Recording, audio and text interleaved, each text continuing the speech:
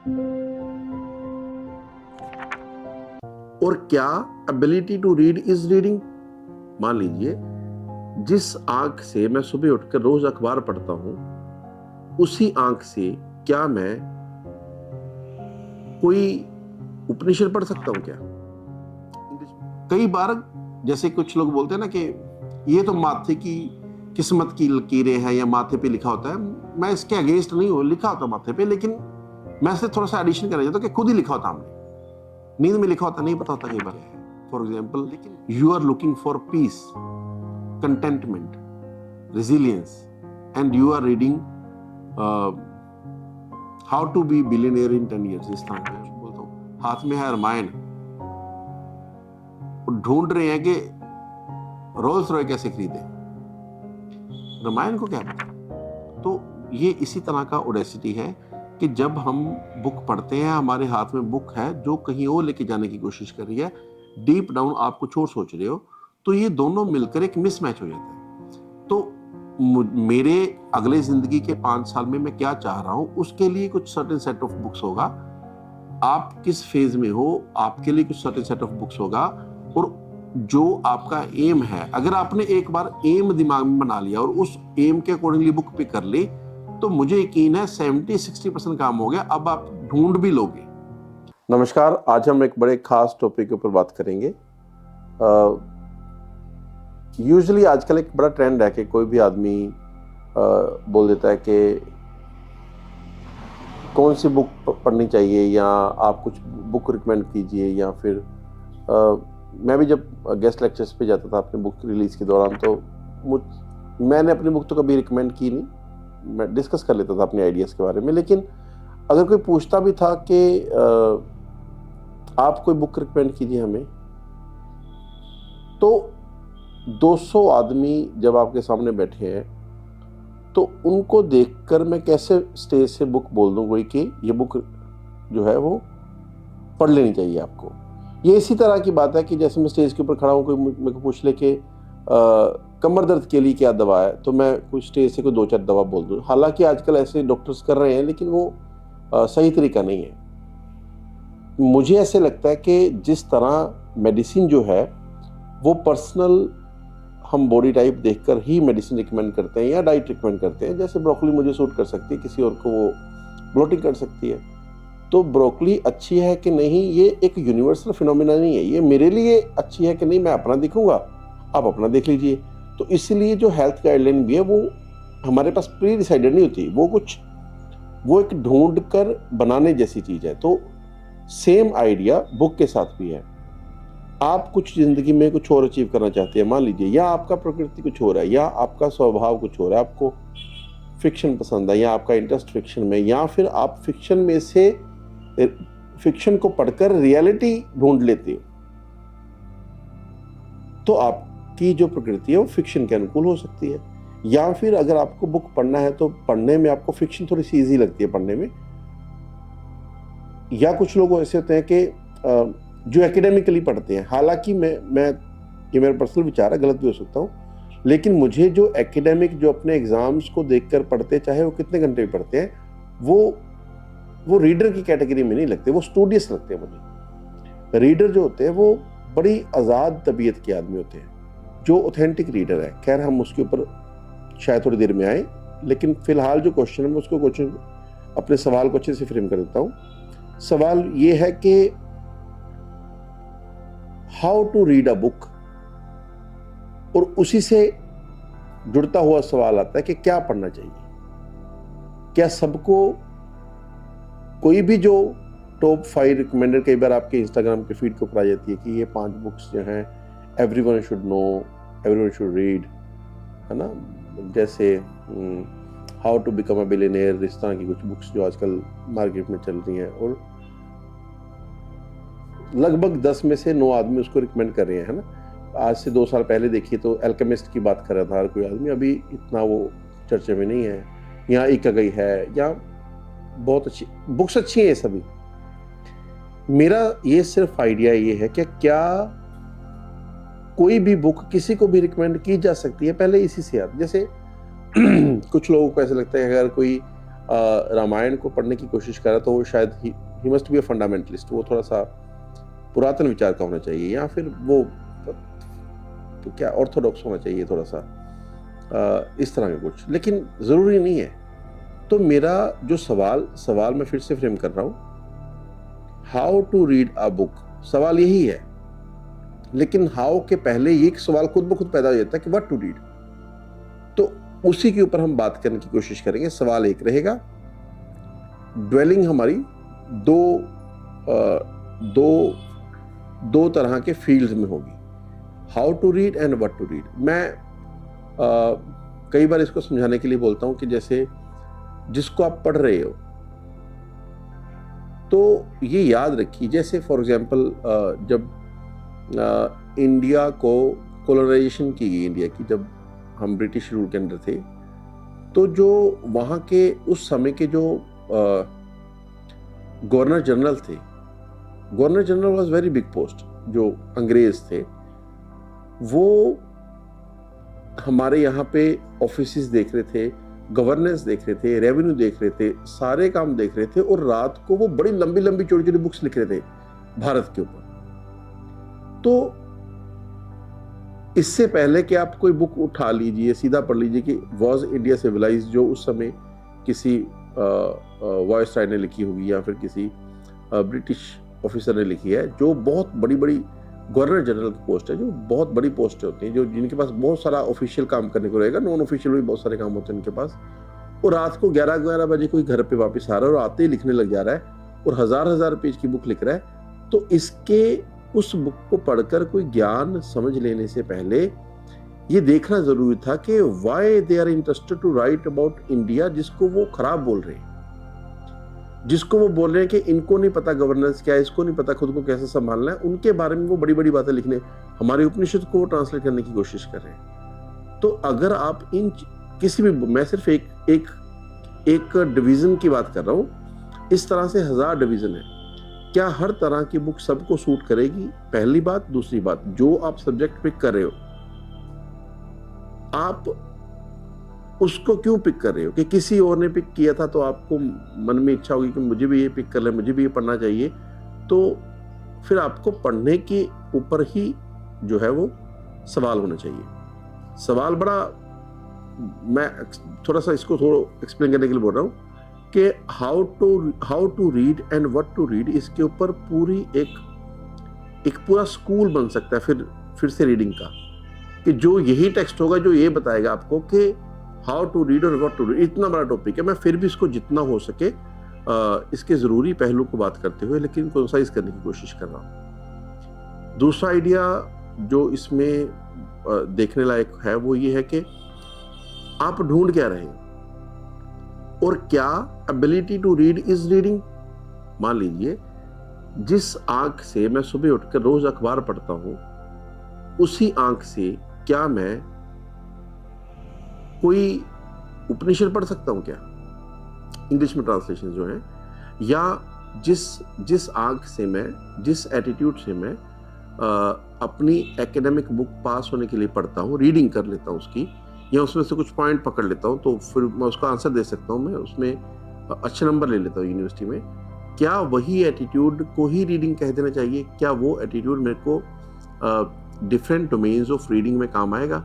For example when you read, मान लीजिए एक बड़ी अच्छी बुक है द इडियट डोस्टोयेव्स्की की, तो क्या जो एटीट्यूड, जो आंख, जो पढ़ने का स्किल मैंने एकेडमिक डिग्री लेने के लिए डेवलप किया है, क्या उसी स्किल सेट से मैं द इडियट जो नॉवल है फाइडर डोस्टोयेव्स्की का वो पढ़ सकता हूँ क्या? ये थोड़ा सा आइडिया, एक बार हम इसके ऊपर गौर कर ले थोड़ा सा। और जो लिख रहा है वो ये क्यों लिख रहा है? जैसे कोई एक गुरु है, वो एक बुक लिख रहा है कि सदगुरु कौन। अब आपको भी पता है कि वो अंत में जो भी बोलेगा वो वही निकलना चाहिए बीच में।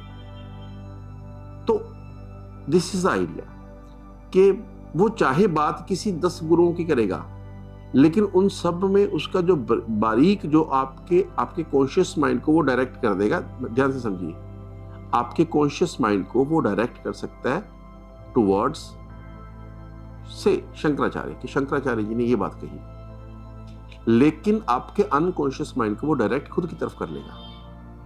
तो अब आपको अगर शंकराचार्य जानना है तो आपको वो गुरु याद आएगा जिसकी आपने बुक पढ़ ली है, सदगुरु कौन या श्री सदगुरु कौन या हूँ, है ना, इस तरह का कुछ।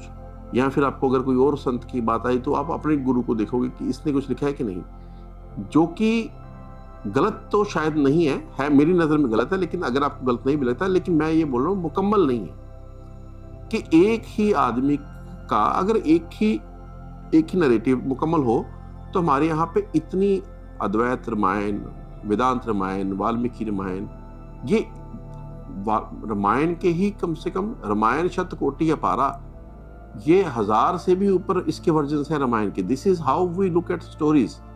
हम एक स्टोरी को 1000 डायरेक्शन से देखने की कैपेसिटी बनाते हैं, लेकिन हमें यह सिखा दिया गया कि जो स्टोरी आपको बताएगी जिस वे में, और हम उससे भी आगे, हम उसको भी और कंस्ट्रक्ट कर लेते, उसको भी और नैरोफिकेशन कर लेते। उसकी नैरोफिकेशन शब्द अच्छा है कि नहीं पता नहीं, लेकिन उसको और नैरो कर लेते हैं। तो दिस इज द आइडिया कि हाउ टू रीड का मतलब है कि बुक को उठाकर रीड कर सकना, क्या पढ़ना है।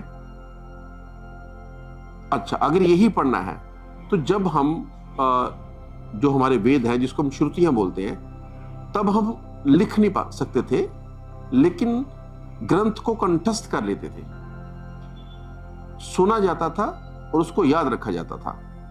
तो ये जो दो फिनोमिना है, इसको समझने फिर से गौर करना पड़ेगा। क्या जिन्होंने वेद लिखे, जिन्होंने उपनिषद लिखे, उन्होंने कभी भी ऐसा नहीं किया कि वो लिखी हुई चीज को ही पढ़ रहे थे, वो श्रुतियों से पढ़ रहे थे। तो फिर अगर लिखे हुए को पढ़ सकना ही ज्ञान है, तो जो सुना गया वेद या उपनिषद, वो उसको किस कैटेगरी में रखेंगे। तो यहां से मेरा सवाल आ रहा है कि क्या सिर्फ एबिलिटी टू रीड, पढ़ सकने की काबिलियत ही आपको रीडर बना सकती है? मतलब थोड़ा सा बढ़ा देते हैं, ability to read and ability to sit down for reading. तो ये है आज का टॉपिक। मुझे लगता है कि मैंने शायद इसका जो है वो आइडिया समझा दिया है। अब हम इसके ऊपर धीरे धीरे इसको खोद के कोशिश करेंगे इसमें से क्या निकलता है। जब आप ओरिएंट एक स्कूल, अच्छा, हमेशा ही एक स्कूल एक स्कूल ऑफ थॉट बनेगा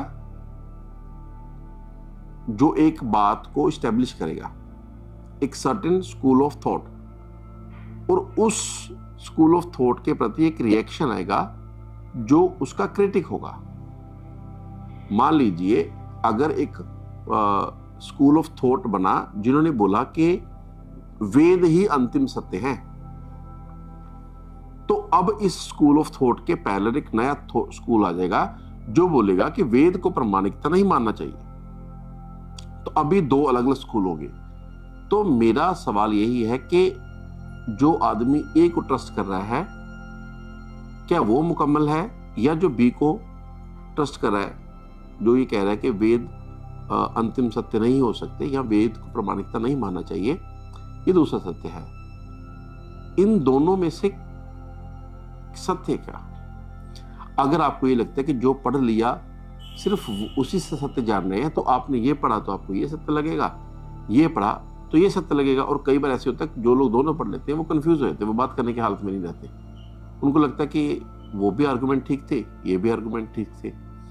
तो इसीलिए जब भी आप फिलॉसफी देखें, फिलॉसफी में जब भी एक कोई स्कूल एम्पिरिसिस्ट बने, तो उनके अगेंस्ट जो है एक एंटी स्कूल ऑफ क्रिटिसिज्म पैदा हो गया। जैसे भारत में एक स्कूल बना जिसको हम बोलते थे ओरिएंटलिज्म।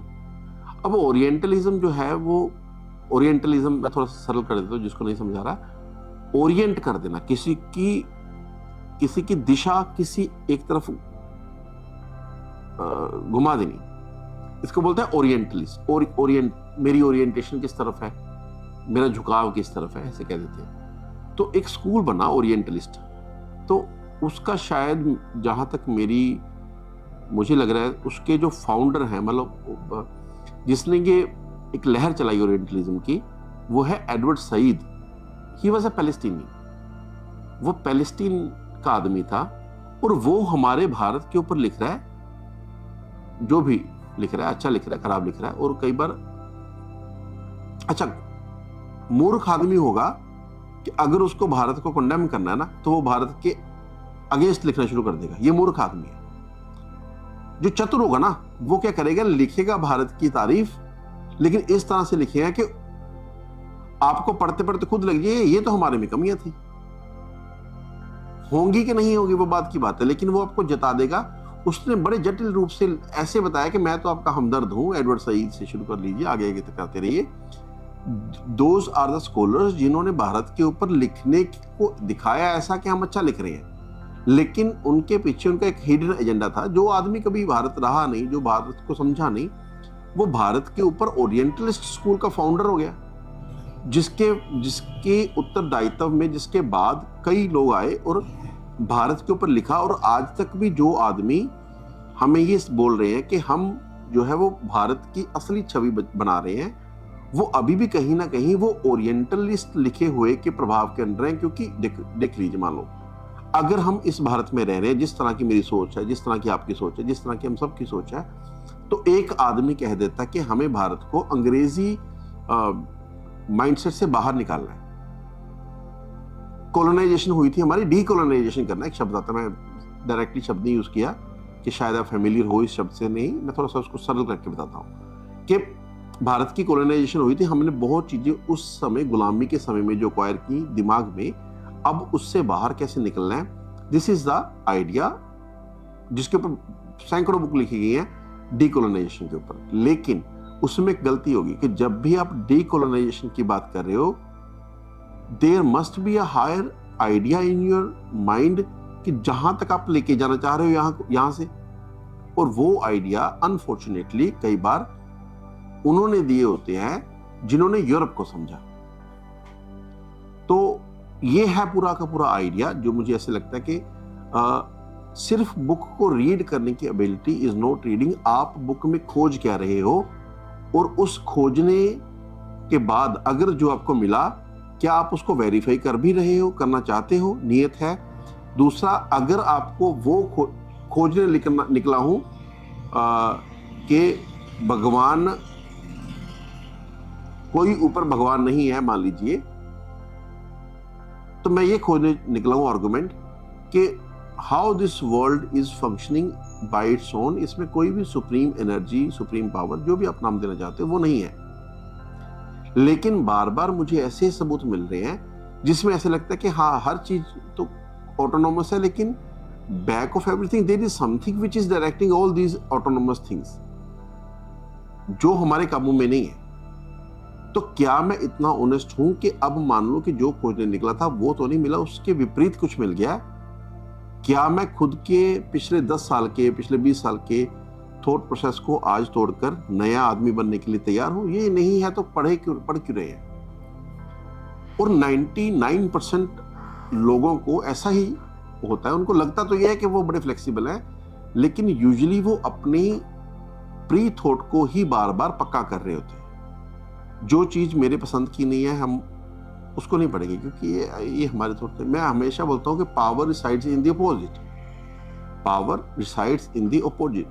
जो आपको लगता है कि आपके विश्वास, आपके आस्था, आपके थॉट प्रोसेस, आपके ज्ञान के विपरीत स्कूल है, जब तक आप उसको अच्छे से बारीकी से नहीं पढ़ लेते, आप अपने ही चीज में स्ट्रॉन्ग नहीं होगे। तो this is the idea of reading. जब कोई, मैं छोटी सी एग्जांपल देता हूँ कि आजकल सपोज ओशो है, ओशो को बहुत सारे लोग सुनते हैं, पढ़ते नहीं है, लेकिन आपको he was very good thinker, ये याद रखो कि he was very good philosopher, he was very well read man. But ये उसका एक पहलू है। एक पहलू ये भी है कि he was directing, he was running an institution जिसमें सन्यासी बनने चाहिए, लोग आने चाहिए। वो काम अच्छा कर रहा था कि बुरा कर रहा था, मुझे नहीं लगता कि मैं उस लायक हूं उसके ऊपर कुछ बोल सकूं। लेकिन मैं सिर्फ ये कर रहा था कि जो उसको पता है that is one thing, but जो वो कर रहा है दैट इज अनदर थिंग। तो क्या जो वो बोल रहे हैं, मान लो वो बोल रहे हैं कि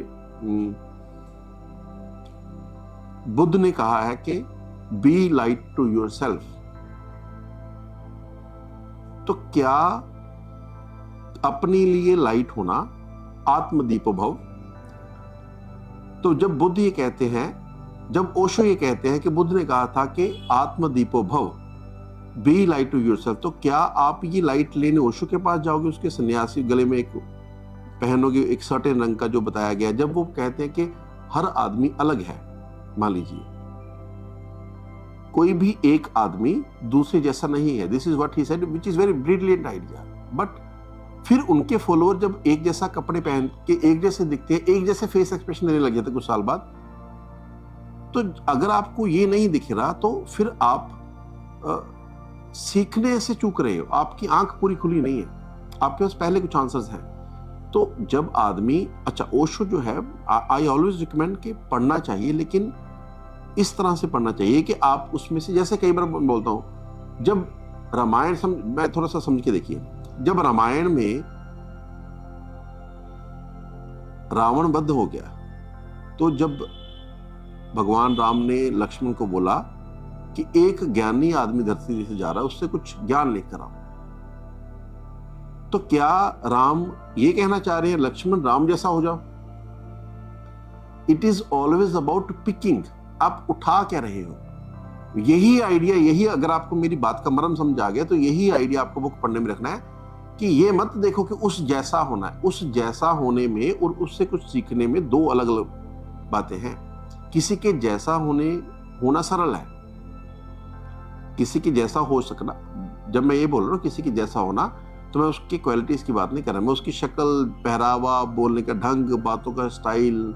मैं कई बार जैसे कॉलेज टाइम था या गेस्ट लेक्चर देता था, तो कुछ लोग जो मेरे को सुनते थे ज्यादा, वो मेरे जैसी चीजें पिक करके आगे थोपने लग जाते हैं। तो मतलब इसमें कुछ खराब है तो पाप ही, लेकिन चलो कर रहे, लेकिन पूरा नहीं होता ना। तो मैं अगर किसी से कुछ सीख रहा हूं तो मैं उसका एक पार्ट उठाऊं, पूरा ना समझूं, तो ये मेरे उठाने में चालाकी है। तो जब भी आप किसी को पढ़ रहे हो, अगर ओशो को पढ़ रहे हो या गोयंका को पढ़ रहे हो या किसी को भी, है ना, स्वामी राम को पढ़ रहे हो, जिसको भी पढ़ रहे हो, आप हमेशा याद रखिए कि जब वो कुछ प्रवचन दे रहे थे, जब वो कुछ बोल रहे थे, जब उनको लिखा जा रहा था, तो वो प्रवचन कहाँ थे? वो बिल्कुल डायरेक्टली अगेंस्ट देयर इंस्टीट्यूशन नहीं होगी, उनमें थोड़ा सा कॉन्फ्लिक्ट ऑफ इंटरेस्ट रहेगा। आपको वो कॉन्फ्लिक्ट ऑफ इंटरेस्ट वाला पार्ट नहीं पिक करना होता, लेकिन ज्ञानी आदमी से ज्ञान लेना चाहिए। अगर भगवान राम ने लक्ष्मण को कहा कि रावण से कुछ सीख कर आओ, तो क्या लक्ष्मण ये भी सीख के आएंगे कि किसी की बीवी कैसे उठा के भाग जाना है? तो ये तो फिर लक्ष्मण की गलती होगी ना। लेकिन ना भगवान राम ने ये कहने की कोशिश किया, ना ही लक्ष्मण इस इंटेंशन से गए, और ना ही बाद में रावण ने ये सिखाया। वो बिल्कुल अलग सिनेरियो है। लेकिन प्रॉब्लम क्या है, हम कई बार अपनी प्रकृति के अनुसार ही, जैसे फॉर एग्जांपल, थोड़ा सा मैं इसको टॉपिक को अलग से बताता हूँ। मैं अक्सर कभी किसी से बात करता हूँ लोगों को, तो वो लोग बोलते हैं कि, जैसे मैं कई बार बोलता हूँ कि हालांकि मैं बहुत ये ऑस्टेरिटी और ये मिनिमलिस्टिक जो आजकल नया आइडिया है, या फिर त्याग, ये मैं इसका बड़ा ज़्यादा इसकी फेवर में नहीं हूँ, लेकिन ब्रांड्स में उलझ जाना भी मुझे अच्छा नहीं लगता। मुझे ऐसा लगता है कि ये भी उतना ही पाप है जितना छुप छुप के बैठने का, हम तो जी भूखे मरेंगे, हम नहीं कुछ अच्छा पहनेंगे। ये भी दो तरह के विकार है मानसिक, एक इस तरफ का, एक दूसरा इस तरफ का है। तो मिडिल वे जो है, मुझे थोड़ा सा ज्यादा पसंद करता हूँ उसको मैं। लेकिन जब कोई आदमी ऐसे बोलता है ना कि ये तो बात है, लेकिन त्यागने के लिए भोगना पड़ता है, तो बिना आप भोगे कैसे त्यागोगे, और इसको कहते समय उसके मन में एम त्याग का है ही नहीं, वो सिर्फ करंटली अपने भोगने वाले अवस्था को ही जस्टिफाई कर रहा है। यहाँ कोई बोले कि जब तक आप कुछ करोगे नहीं तब तक आपका उससे मन कैसे छूटेगा, तो मैं अक्सर बोलता हूँ कि आइडिया खराब नहीं है, आइडिया ठीक बोल रहे, लेकिन कबीर भूल गए। कबीर एक ऐसा आदमी है, या ऐसे बड़े होंगे, मुझे कबीर याद आ गया एकदम, कि he was having a great sense of त्याग without even indulging in any these worldly things, कि बिना भोगे ही त्याग की एग्जाम्पल कबीर उस डायरेक्शन में सर्वोत्तम है। कहना बड़ा इजी है कि जब तक आप भर पेट नहीं खाओगे या जब तक आप स्त्री संग नहीं करोगे तब तक आप क्या ही त्यागी या क्या ही योगी हो जाओगे। और अगर आप जो बोल रहे हैं अगर वो ऑनेस्ट है, अगर वो सही है, तो बड़ी अच्छी बात है कि आप भोगते समय त्याग का ख्याल रख रहे हो। लेकिन बहुत से लोग जो हैं, ये स्टूडेंट के साथ बड़ा होता है, वो अपने पीक एनर्जी वाले सिस्टम टाइम को यूटिलाइज कर देंगे टाइम वेस्ट के चक्कर में, कि कभी लड़की के पीछे, पता उनको भी होता है डीप डाउन कि he is not ready to live with that girl. कई बार ऐसे होता है कि उनको पता होता है, या दोस्तों के साथ घूमते रहेंगे, या फिर वो किसी भी तरह से, मैं अपनी बात करूँ तो कैंटीन में बैठा तो चाय पे ही टाइम वेस्ट कर दिया कितने घंटे, मुझे ये मेरे में विकार था उस समय, मुझे ऐसा लगता है। लेकिन जो बड़ी बारीक चीज है ये है कि क्या मैं रेडी हूं कि इन फ्यूचर जब मुझे वो टाइम आए, जब मुझे अपने इस काम का फ्रूट रीप करना है, तो क्या मैं उसको ले सकता हूं? क्योंकि जिस समय बीज बोना था उस समय तो मैं घूम रहा था, अब जब फल काटने जाएंगे सभी, मेरे पास कुछ है ही नहीं, मैंने बोया ही नहीं। तो फिर हमें लगेगा कि हमारे साथ तो भगवान ने ना बड़ी ज्यादती कर दी, लोगों के खेत में फल लगे, मेरे खेत में कुछ भी नहीं, घास उगाई। कई बार जैसे कुछ लोग बोलते हैं ना कि ये तो माथे की किस्मत की लकीरें हैं या माथे पे लिखा होता है, मैं इसके अगेंस्ट नहीं हूं, लिखा होता माथे पे, लेकिन मैं से थोड़ा सा एडिशन करना चाहता हूं कि खुद ही लिखा होता हमने, नींद में लिखा होता, नहीं पता होता कई बार, लेकिन बिना कॉज के इफेक्ट नहीं आता। ये कई बार मुझे पता है जब मैं बोल रहा हूं कि ये सुनते समय 10 में से 9 आदमी इस आइडिया को दूसरों के लिए बाय करते हैं। जब किसी के जिंदगी में कुछ खराब होगा, दे डीप डाउन दे नो कि कॉज एंड इफेक्ट हुआ, कि इसने ये किया था इसलिए इसके साथ ये होना ही था। लेकिन जब ये मेरे ऊपर होगा या जब किसी के ऊपर होगा तो वो बोलेगा कि नहीं नहीं, हमने कुछ गलत नहीं किया, ये हमारी किस्मत खराब, भगवान ने ऊपर से तीर लगा के मेरे पे निशाना लगाया, इस तरह का कुछ आइडिया ना।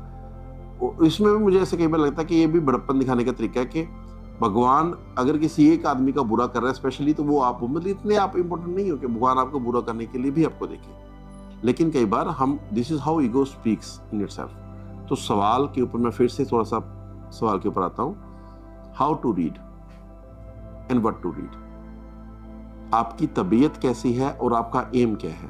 For example, you are looking for peace, contentment, resilience, and you are reading how to be billionaire in 10 years, इस तरह का कुछ।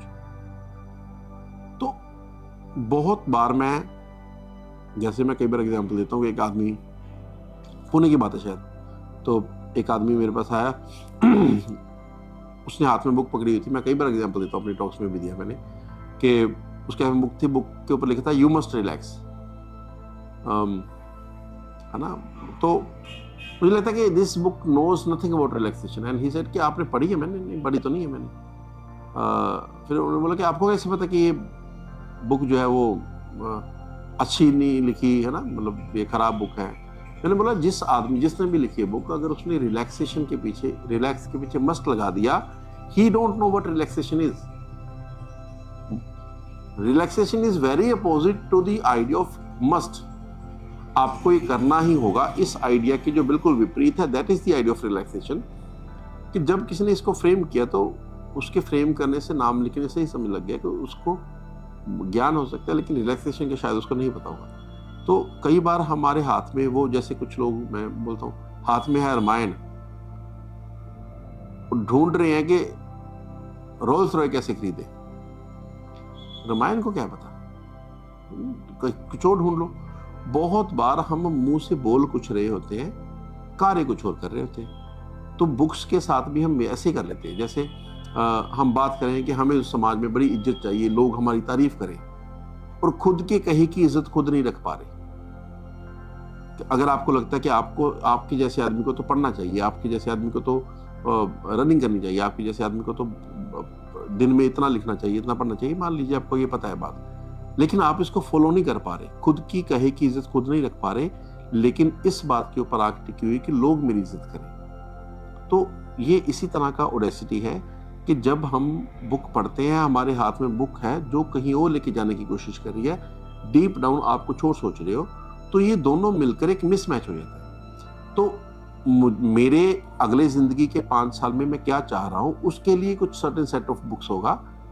आप किस फेज में हो, आपके लिए कुछ सर्टेन सेट ऑफ बुक्स होगा। और जो आपका एम है, अगर आपने एक बार एम दिमाग में बना लिया और उस एम के अकॉर्डिंगली बुक पिक कर ली, तो मुझे यकीन है 70-60% काम हो गया। अब आप ढूंढ भी लोगे। लेकिन लोग ऐसा देखो कि मैं कोई बुक पढ़ रहा हूँ, ये मैं भी पढ़ लेता हूँ कल को। मतलब बुक्स, ये इस तरह की बात है कि मैंने बोला कि यार मेरे ना कमर दर्द बड़ी थी, ये मैंने दवा खाई। गांव में ऐसे ही चलता है कि मेरे को तो आराम हो गया, ला दे मैं भी खा लेता हूँ, मेरी भी कमर दर्द है। तो बुक रिकमेंडेशन में हम कहीं, बुक्स और medicine, these are specific things on the subtle note. और जो आदमी बुक लिख रहा है, अगर आप में ये पावर नहीं है कि उसके समय को पहचान सको। फॉर एग्जाम्पल, आप एरिस्टोटल पढ़ रहे हो और एरिस्टोटल को पढ़ते पढ़ते अपने आसपास के आज के समय में उसको डायरेक्टली देख रहे हो कि ये इसने सही लिखा कि गलत लिखा। तो एरिस्टोटल वाज वेरी, आज से 2500 साल, 2022-2300 साल पुरानी बात है वो। तो उसकी बात आप तब पिक करके आज के समय में लगाकर उसको मोरल, जैसे कुछ लोग ऐसे बोल देते कि महाभारत से कुछ पिक करेंगे, अरे ये किस तरह का समाज था उस समय, कि इनको ये चीज अच्छी लगी या ये तब ये करते थे। मैं अक्सर बोलता हूँ कि जब हम ये डिबेट कर रहे हैं कि महाभारत में, रामायण में क्या लिखा, तो तब आपको काल याद आना चाहिए कि आपको इतना पहले पता कि वो समाज कैसा था। और जब आप महाभारत के ऊपर बात कर रहे हो, तो मुझे बाकी भी जो उस समय के में चल रही सभ्यताएं थी, उनको भी उस समय में उन्होंने क्या लिखा, तो उसको भी बराबर रखिए, फिर हम बात करेंगे। सिर्फ महाभारत या रामायण को उठाकर बात करोगे और अपने अपने इजिप्ट में क्या हो रहा था, इजिप्ट में क्या लिख रहे थे, ग्रीस में क्या लिख रहे थे। देखिए, छोटी सी एग्जांपल देता हूं। ग्रीक माइथोलॉजी में बहुत नहीं जानता, लेकिन जितना जानता हूं मेरा सर चकरा जाता है कि कभी वो गॉड को, पहली बात तो ये है कि ये आइडिया कि उसको मम्मीफाई कर दोगे तो वो जब धरती पे आएगा वो जिंदा हो जाएगा, इसके ऊपर कोई बात नहीं कर रहा। या एक डॉग हेड लगाकर गॉड बना दिया उन्होंने, या जो भी वो कर रहे हैं, इसके ऊपर कोई सवाल नहीं कर रहा। लेकिन ये सवाल करते हैं कि राम सेतु कैसे बन गया होगा जी, ये तो झूठ लिखा होगा। तो मैं अक्सर बोलता हूं कि जब हम बात कर रहे हैं तो हमें बाकियों को भी उसी एक क्वेश्चनेबल जोन में रखना चाहिए, फिर हम बात करेंगे। एक ही ग्रंथ भारत से उठाकर आप उसके ऊपर बात करने लग जाओगे तो दिस इज वेरी, ये तो मेरे घर में, मेरे कमरे में लड़ाई है ना, तो मेरा सामान टूटेगा।